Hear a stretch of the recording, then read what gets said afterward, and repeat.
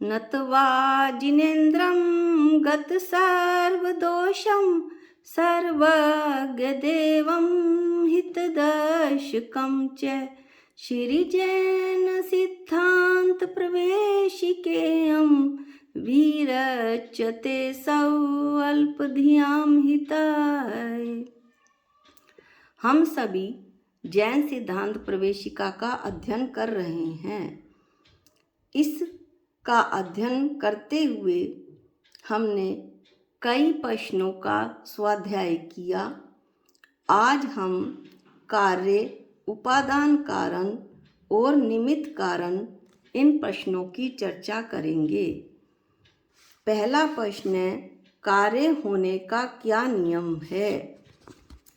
कारणानु विधायित्व वादेव कार्याणाम कारणानु विधायिनी कार्याणि।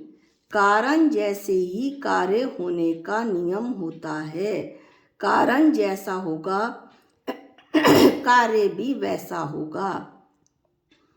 कार्य को क्रिया, कर्म, अवस्था, पर्याय, हालत, दशा, परिणाम, परिणमन और परिणति भी कहते हैं। ये सब कार्य के पर्यायवाची शब्द हैं। यहाँ कारण को उपादान कारण समझना चाहिए, क्योंकि उपादान कारण ही कार्य का सच्चा कारण होता है। अब ये तो हमने परिभाषाएं पढ़ी।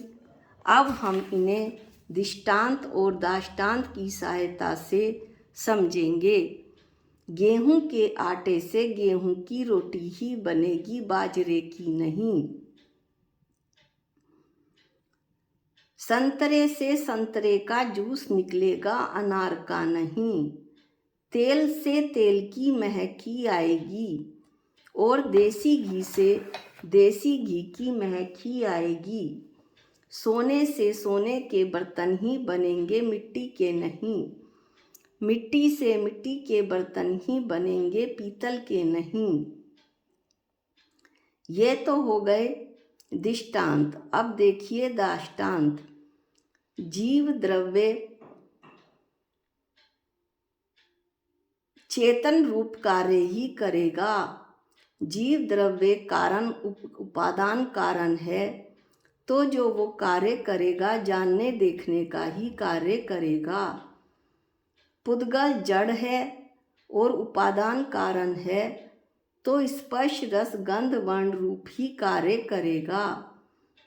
धर्म द्रव्य उपादान कारण है, तो वो कार्य गति में निमित्त होगा। ये नहीं कि अवगाहन देने में निमित्त बन जाएगा, वो तो केवल गति में निमित्त होगा धर्म द्रव्य। तो जैसा कारण होगा कार्य भी वैसा ही होगा। अब हम अगला प्रश्न देखते हैं। कारण किसे कहते हैं? कार्य की उत्पादक सामग्री को कारण कहते हैं। जैसे सोना है तो सोना उत्पादक सामग्री है, कारण है। सोने से सोने के जेवर ही बनेंगे। सोने के जो जेवर बने वो कार्य हुए। मिट्टी उत्पादक सामग्री है और कारण है। मिट्टी से मिट्टी का घड़ा बनेगा, मिट्टी का घड़ा कार्य हुआ और मिट्टी से मिट्टी का घड़ा ही बनेगा, पीतल का नहीं।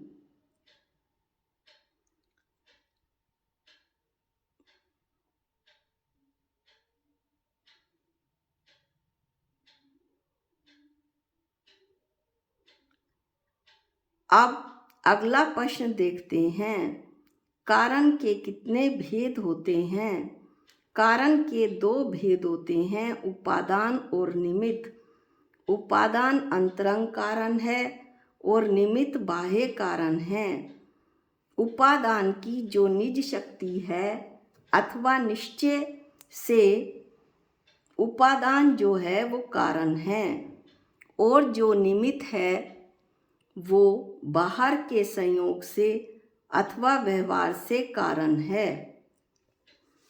अब हम इसे दृष्टांत और दाष्टांत के माध्यम से समझते हैं। मिट्टी स्वयं घड़े रूप परिणमित हुई। यहाँ पर मिट्टी उत्पादक सामग्री है, उपादान है। उत्पादक सामग्री है, उपादान है, अंतरंग कारण है, और घड़ा कार्य है। लेकिन इसमें निमित्त कौन है? बाहर में निमित्त कौन है? कुम्हार और उसका चाक।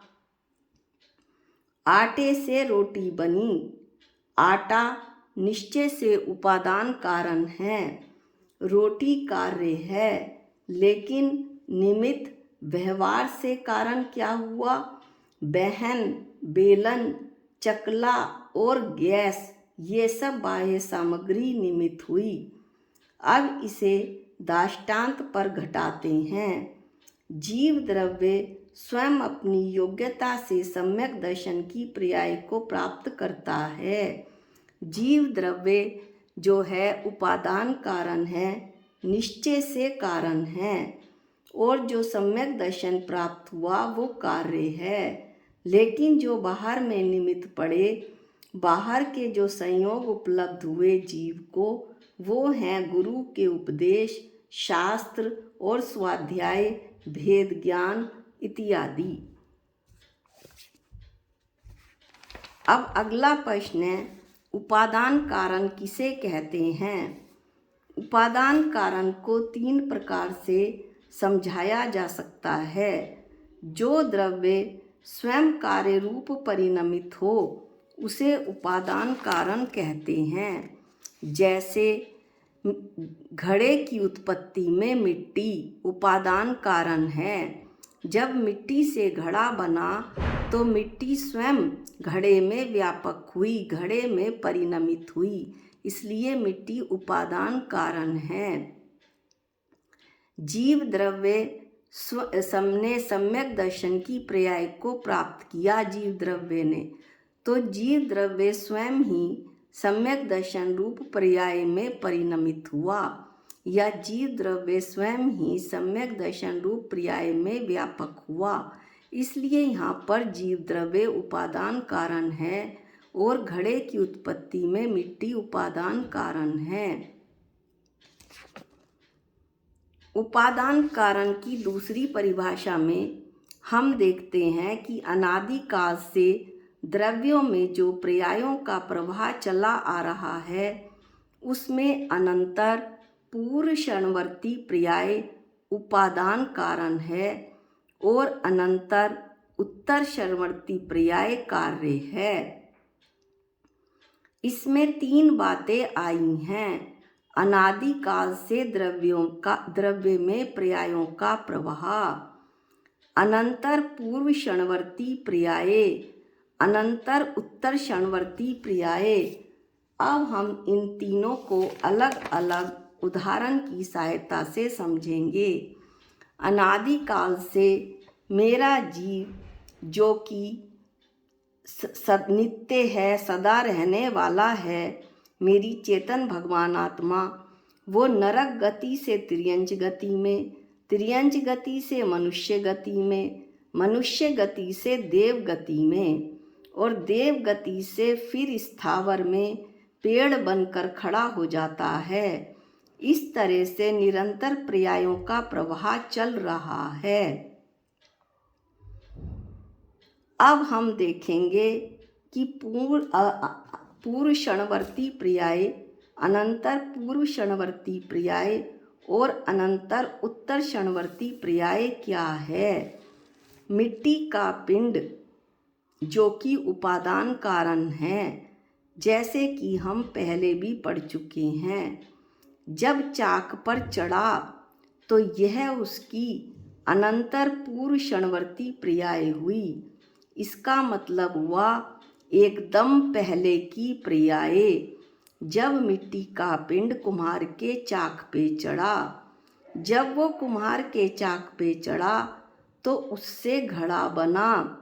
ये जो घड़ा बना वो एकदम बाद की अगली पर्याय है। ये अनंतर उत्तर क्षणवर्ती पर्याय कहलाती है। इस तरह हमने पर्यायों का प्रवाह, अनंतर पूर्व क्षणवर्ती पर्याय, अनंतर उत्तर क्षणवर्ती पर्याय देखी।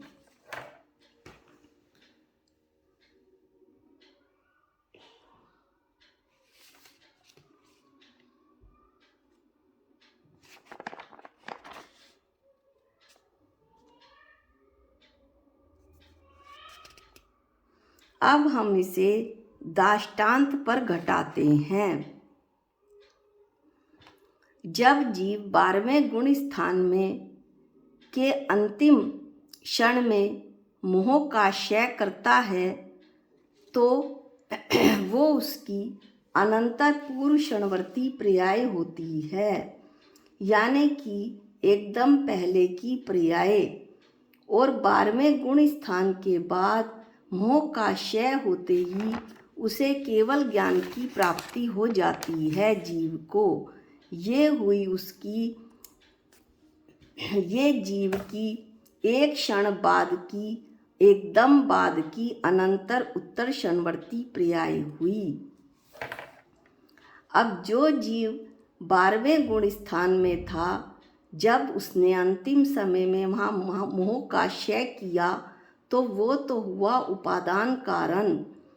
और जब अनंतर उत्तर क्षणवर्ती पर्याय में 13वें गुण स्थान में उसे केवल ज्ञान की प्राप्ति हुई तो वो हुआ कार्य।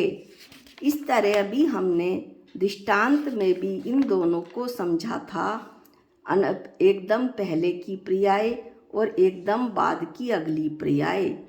तो जब मिट्टी का पिंड कुम्हार के चाक पे चढ़ा तो वो उपादान कारण था। जैसे ही उससे घड़ा बना, उसकी एकदम बाद की पर्याय हुई घड़े रूप, वह कार्य हुआ। इस तरह से हम उपादान कारण और कार्य को समझ सकते हैं। अब इसकी तीसरी परिभाषा इस तरह से दी जा सकती है। तत्समय की पर्याय की योग्यता उपादान कारण है और वही पर्याय कार्य है। यही सच्चा वास्तविक कार्य कारण है। हमने उपादान कारण के 3 पॉइंट दिए। तो गोपाल दास जी बरैया कहते हैं कि उपादान ये जो है वो सच्चा वास्तविक कार्य कारण संबंध है। तीसरे पॉइंट को उदाहरण के साथ समझना रह गया है। इसे हम ऐसे समझेंगे।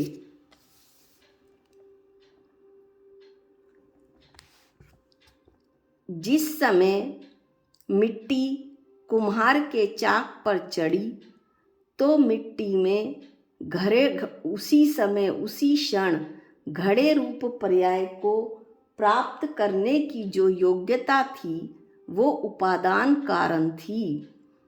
और जैसे ही वो मिट्टी घड़े रूप परिणमित हुई तो वह पर्याय यानी कि जो घड़े रूप पर्याय बनी वो कार्य हुआ।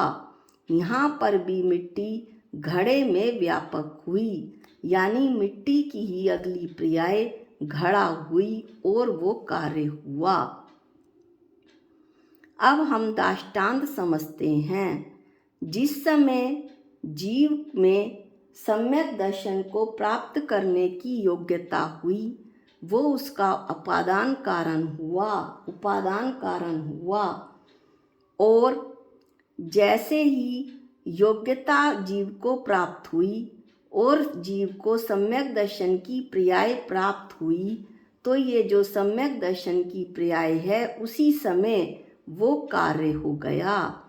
तो एक ही समय पर्याय की योग्यता उपादान कारण है और वही जो पर्याय प्राप्त हुई वही कार्य है। जीव ही सम्यक दर्शन की पर्याय में व्यापक हुआ। जीव की योग्यता, सम्यक दर्शन प्राप्त करने की योग्यता उपादान कारण है। उसी क्षण जीव ने सम्यक दर्शन को प्राप्त कर लिया तो उसकी वह जो पर्याय हुई वो कार्य हुई।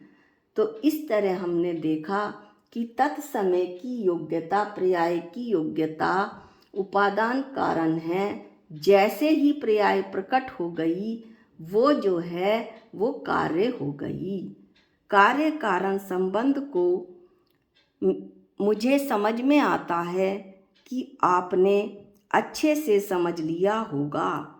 इसके अलावा जब आप अन्य बड़े शास्त्रों में इसे पढ़ेंगे तो इतना ही समझने के बाद आपको उसमें कार्य कारण का संबंध बहुत अच्छे से समझ में आएगा। जैन सिद्धांत प्रवेशिका तो जैन धर्म की एक डिक्शनरी मात्र है। ये तो एक कुंजी है जो कि बड़े बड़े एक की है जो बड़े बड़े शास्त्रों के ताले को खोलती है। आज के लिए इतना ही। जा वाणी के ज्ञान से सूझे लोकालोक, जो वाणी मस्तक नमो सदा देत हूँ धोख। हे जिन वाणी भारती तोहे जपूं दिन रैन, जो तेरी शरणागते वो पावे सुख चैन। सबको जय जिनेंद्र।